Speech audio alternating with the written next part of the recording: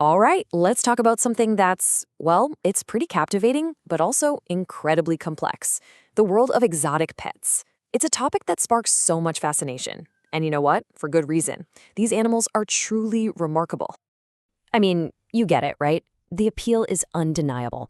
Owning an animal that looks like it just stepped out of a nature documentary, that's something else. It's like having a little piece of the wild, a connection to something extraordinary that, let's be honest, you just don't get from a golden retriever. But here's the thing. That's the big question, isn't it? It is so easy to get swept up in the idea of owning a monkey or a stunning macaw. But the reality? Whew, it's almost always way more demanding than you can even imagine. This is not a decision to take lightly. So, in this explainer, we're going to walk through 5 key things you absolutely have to understand before you even think about making this kind of commitment. We'll start with why they're so appealing, then we'll hit the most important distinction of all, wild versus domesticated. After that, a 5-point reality check, some of the unseen health risks, and we'll wrap up by talking about what a lifelong commitment really looks like. All right, let's get into it. Okay, so first things first, let's just admit it. The reason we're even talking about this is because the desire to own something unique is a really powerful thing. Yeah, this quote right here, it just nails it, doesn't it? Whether it's the incredible intelligence of a parrot or the quiet charm of a gecko, these animals are just fascinating. And wanting to bring a piece of that into your life, that's a totally understandable place to start. But, and this is a big but, it's everything that comes after that initial spark that really, truly matters. And that leads us right into what is, without a doubt, the single most important concept in this whole conversation. Seriously, if you only remember one thing from all of this, let it be this: the massive, fundamental difference between a wild animal and a domesticated one. Okay, so when we say domesticated, what do we actually mean? The key here is that it's not about taming just one animal. Not at all. It's a genetic process that takes place over thousands, literally thousands of years. Think about your dog, your cat, or even horses. They have been biologically shaped generation after generation by living alongside us. Now, this is where a lot of people get tripped up. See that phrase? Captive bred is not domesticated. That is a huge, huge misconception. Just because a ball python or a sugar glider was born at a breeder's place, that doesn't change its DNA. It is still fundamentally a wild animal. It has all the same instincts, the same needs, the same behaviors as its cousins out there on the wild. And wow, look at this comparison. It just lays it all out, doesn't it? Dogs and humans. Our relationship started maybe 40,000 years ago. 40,000 years. We've had millennia to figure each other out. And the sugar glider, it really only showed up in the pet trade in the 1990s. We're talking just over 30 years. It's a wild animal, plain and simple.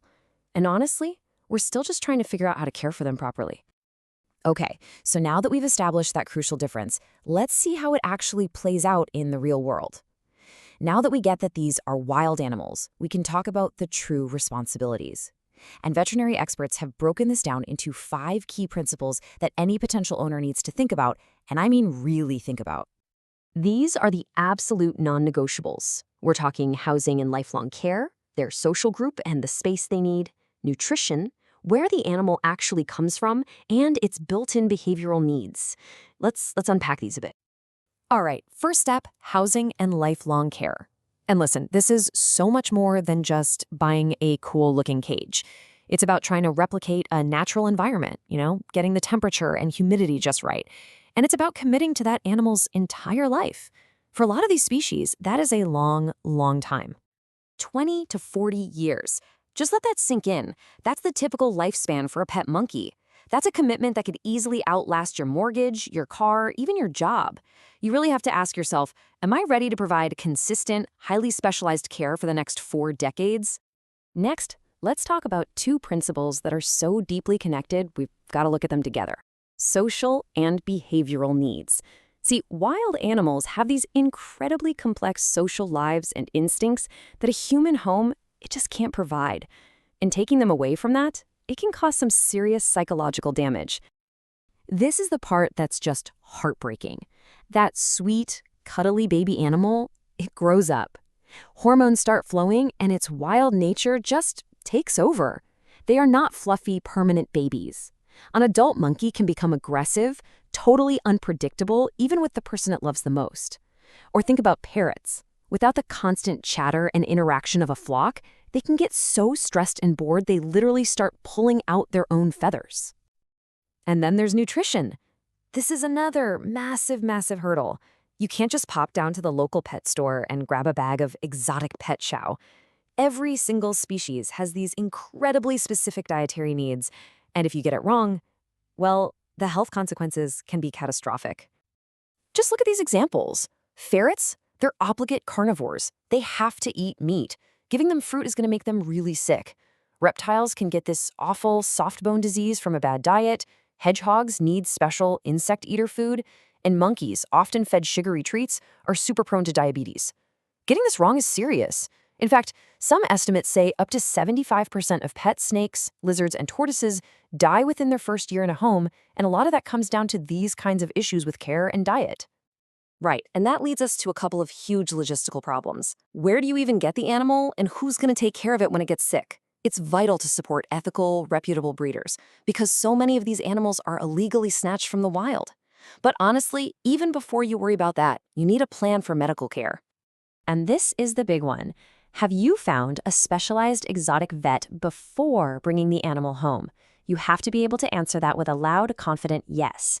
Think about it. Most vets are trained for cats and dogs. Finding someone who's a true expert in reptiles or parrots or small exotic mammals can be incredibly hard, especially when you have an emergency on your hands. This should be your very first call, not an afterthought. Okay, now we need to talk about a risk that isn't just about the animal's well-being, but about yours and your family's too, and that is zoonotic diseases. These are illnesses that can jump from animals to people, and the wildlife trade, well, it's a major source. Just look at this statistic. 75% of new or emerging infectious diseases in the last decade came from animals, mostly from wildlife. I mean, that is staggering. It really puts the global health risks into perspective. We're talking about things like monkeypox, salmonella, tuberculosis. Serious stuff. But let's bring that huge global number down to something a bit more personal. I want you to look at this number. 35%. Just think about that for a second. 35%. That's what it represents. More than a third of these animal-to-human diseases have been linked directly to the exotic pet trade. An animal can look perfectly healthy on the outside and still be a carrier. And the stress of being in captivity can actually make it more likely for them to shed germs and viruses, putting everyone in the home at a higher risk. So, after all of that, thinking about their wild nature, the 5 principles of care, the health risks, it all boils down to this final decision.